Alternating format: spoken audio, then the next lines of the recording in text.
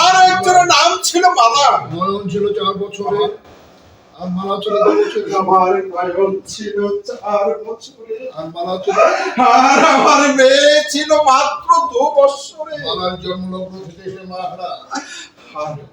আর তুই জানিস মা, যখন আমার পালা জন্মগ্রহণ করে, তখন আর জন্ম লগ্নেই তার মারাই পৃথিবী থেকে চলে যায়। হঠাৎ একদিন আমার তেজি ঘোড়ার পায়ে পিষ্ট হয়ে হঠাৎ আমার সুখে দিন কাটছিল মা। হঠাৎ একদিন একদিন আমি তেজি ঘোড়া নিয়ে রাস্তায় বের হই, তখন আর আমার সেই তেজি ঘোড়ার পায়ের নিচে পিষ্ট হয়ে ওই নবাবের এক বৃদ্ধ, নাম তার জবান আলী, সেই আমার ঘোড়ার পায়ের নিচে পড়ে মারা যায়। নবাব আমাকে দেয় তাই তো ওই নবাব মৃত্যুর, তাই আমাকে দেয় মৃত্যুদণ্ড।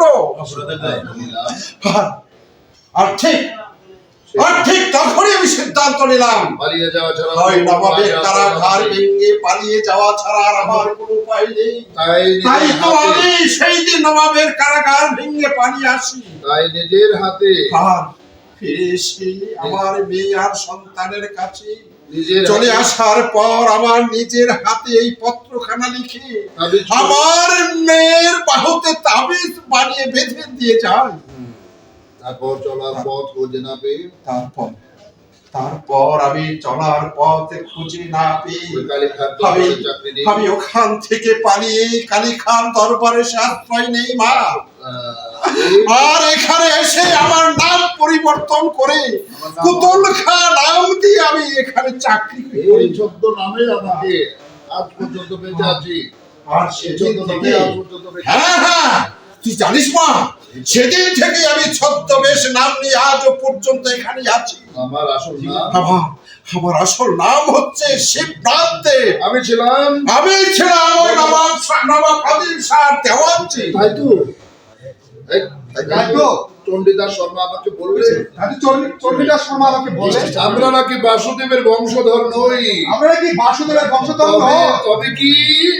তবে কি তুই আমার তুই আমার মনে হচ্ছে তুই আমার মেয়ে, আর আমি তোর হতভাগ্য বাবা। আমি তোর হতভাগ্য মা। একটিবার তুই আমাকে বাবা বলে আমার মুখে আজ 20 বছর পর আমার হারানো মানিক, ওরে মা, আজ থেকে 20 বছর পরে আমার হারিয়ে যাওয়া মানিককে খুঁজে পেয়েছি। আমি ফিরে পেয়েছি। একবার বাবা বলে আমার এটা সম্ভব। একটা জানোয়ারকে কোনোদিন সামনে ভাববো,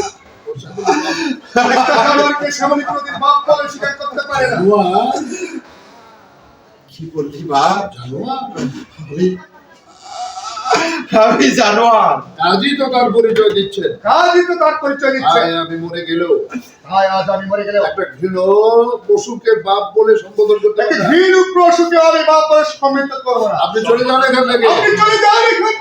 মালা, আমি জানোয়ার, আমি জানোয়ার, আমি পশু।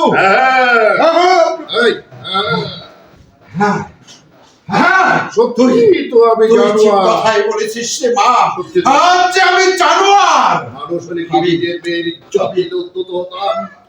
আমি যদি মানুষ হতাম তাহলে কি নিজের মেয়ের ইজ্জত লুণ্ঠনে উদ্যত হতাম? আমি পাপী, আমি পাপী, আমি মহাপাপী। আমার মতো পাপী আর কেউ নেই রে মা, কেউ নেই। তোমার বের করে দেন। মা, এই নে আমার হাতে হাতিয়ার। আজ আমি তোর হাতে তুলে দিলাম। তোর হাতে দিয়ে তুই এই হাতিয়ার হাতে আমার বুকে আঙুল বসিয়ে দে মা।